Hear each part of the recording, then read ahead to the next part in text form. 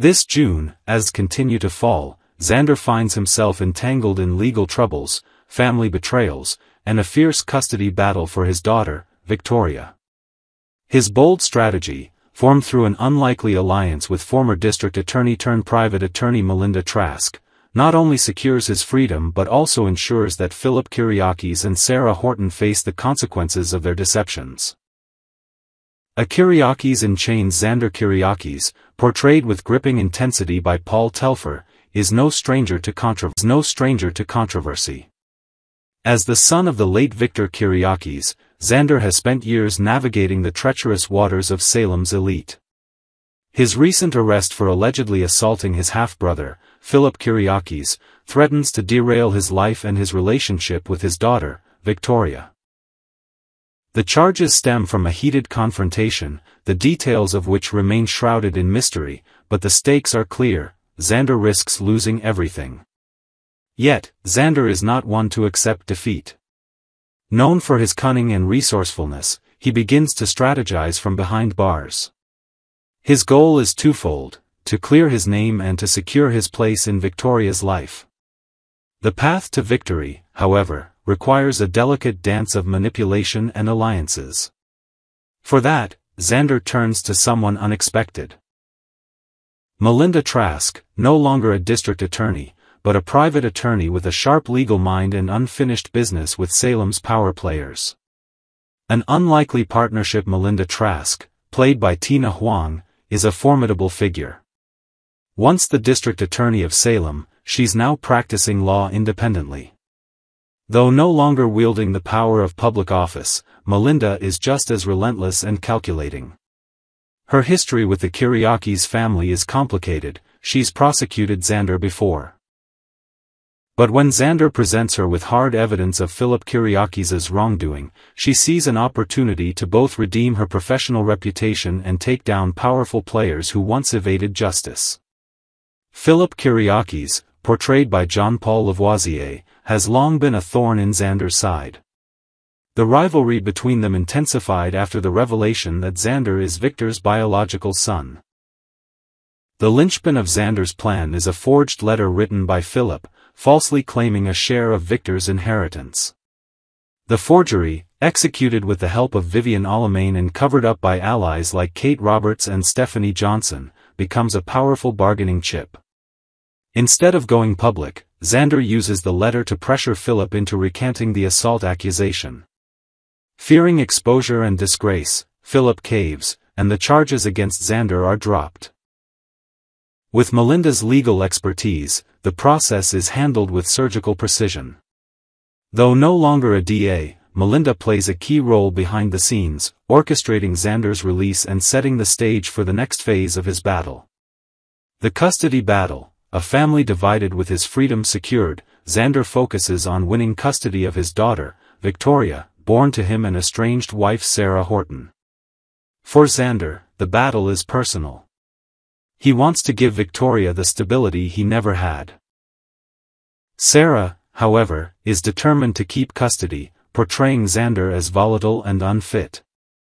But Sarah has secrets of her own. She knew about Philip's forged letter and chose to stay silent, putting her friendship with Philip above her marriage to Xander. That choice becomes her undoing. With Melinda guiding the legal strategy, Xander reveals Sarah's complicity in court. The judge, swayed by the evidence and Xander's heartfelt testimony, grants him custody of Victoria. The price of deception fallout from the case is swift. Philip is forced to step down from Titan Industries and faces potential legal consequences. His credibility is shattered, and his relationships with the Kyriakis family are in tatters. Sarah, too, suffers. Losing custody and her marriage, she becomes a pariah in the community, condemned for choosing loyalty to a friend over honesty with her husband. Xander's redemption. For Xander, gaining custody of Victoria is a turning point. With Melinda's help, he's not only cleared his name but also broken the cycle of betrayal that defined his family. Despite the cost, his fractured marriage and deeper family divides, Xander is determined to chart a new path as a devoted father. A tale for the ages. This gripping arc, filled with betrayal, redemption, and emotional reckoning, is a testament to Days of Our Lives' enduring appeal.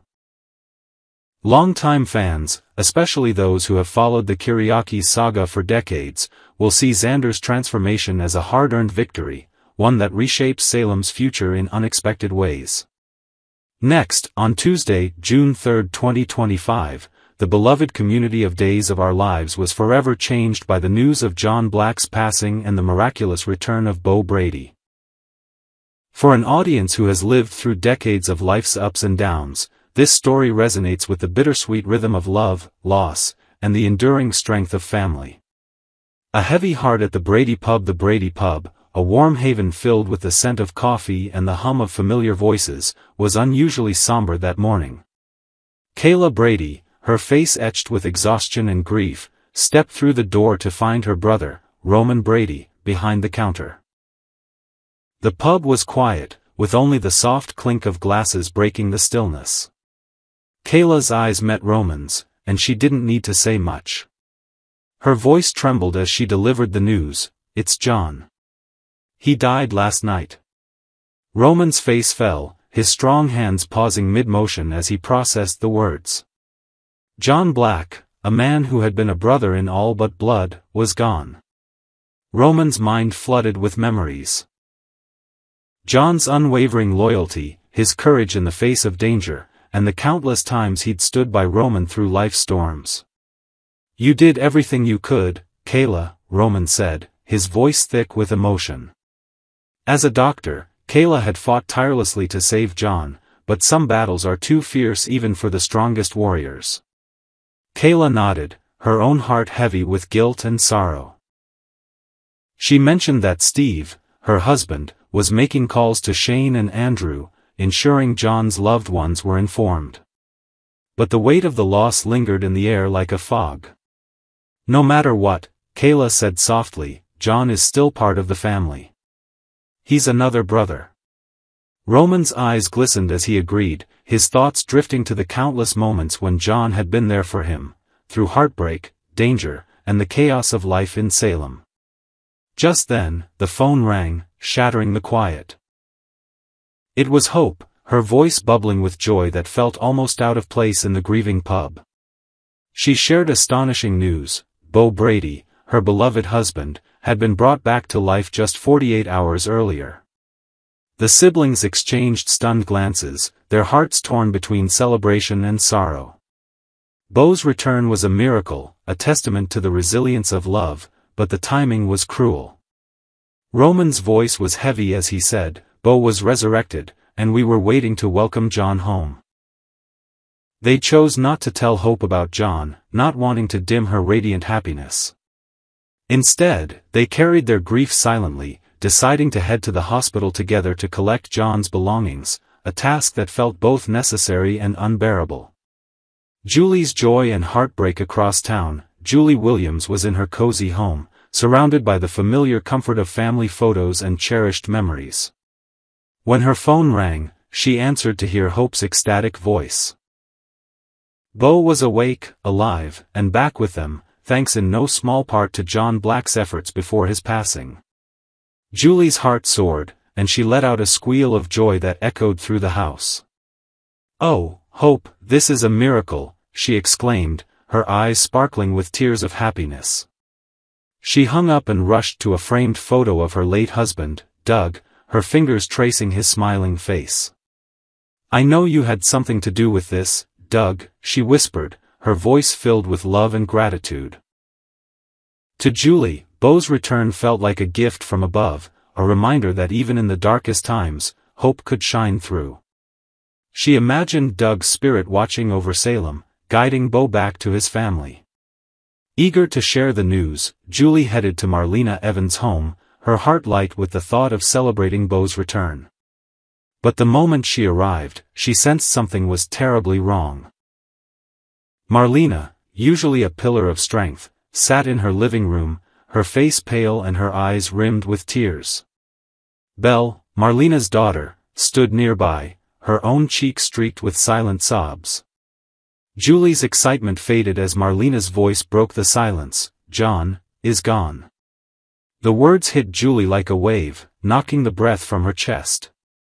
Her face fell, and she rushed to Marlena's side, wrapping her in a warm embrace. "Oh, Marlena, I'm so sorry," Julie whispered, her own tears falling freely.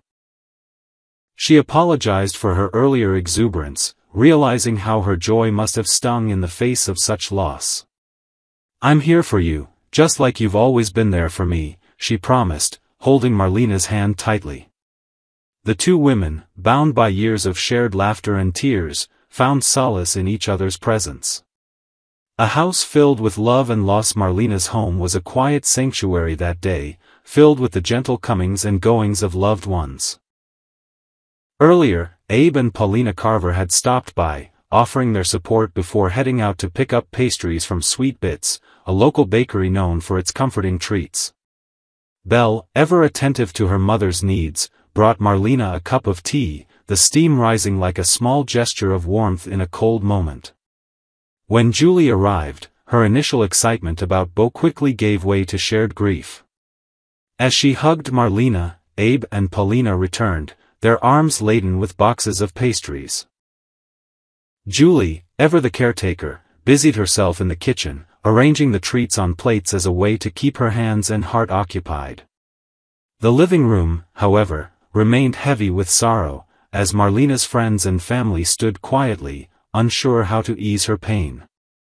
Abe, with his gentle wisdom, approached Marlena and asked if she'd thought about funeral arrangements. The question was kind but piercing, and Marlena's voice cracked as she admitted, "No, I haven't." The idea of planning John's farewell was too much to bear, and fresh tears spilled down her cheeks. Before the conversation could deepen, a new figure appeared in the doorway, E.J. DiMera, his expression somber as he said he'd come to pay his respects. Marlena looked at him, her emotions a tangled mix of gratitude and exhaustion. But Belle, protective of her mother, stepped forward. "Mom's had enough visitors for now," she said firmly, guiding E.J. away from the room. Her voice was gentle but resolute, a daughter shielding her mother from further strain. E.J. nodded, understanding, and left quietly, leaving the house to its quiet mourning. A community bound by love. As the day unfolded, Salem's residents grappled with the duality of their emotions. Bo's return was a beacon of hope, a reminder that miracles could happen even in the most trying times. Yet John's absence left a void that no words could fill. For Kayla and Roman, the hospital visit to retrieve John's belongings was a somber journey, each item, a watch, a jacket, carrying the weight of memories. For Julie, the joy of Bo's resurrection was tempered by the ache of losing John, a man who had been a hero to so many. And for Marlena, surrounded by love but drowning in grief, the road ahead seemed daunting, yet she was not alone.